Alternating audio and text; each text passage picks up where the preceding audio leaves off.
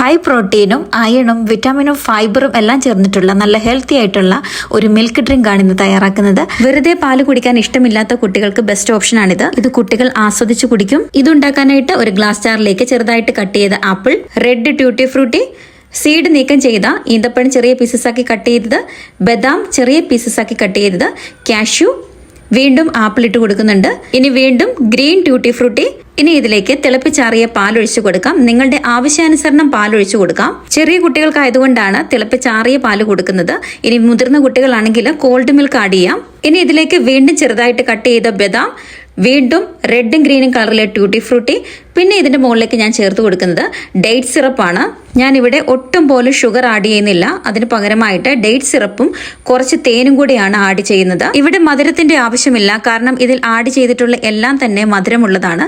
Sugar add ചെയ്യാത്തത് കൊണ്ട് തന്നെ ഇത് വളരെ ഹെൽത്തിയാണ്. ഇതെല്ലാവരും ഒന്ന് ട്രൈ ചെയ്ത് നോക്കുക.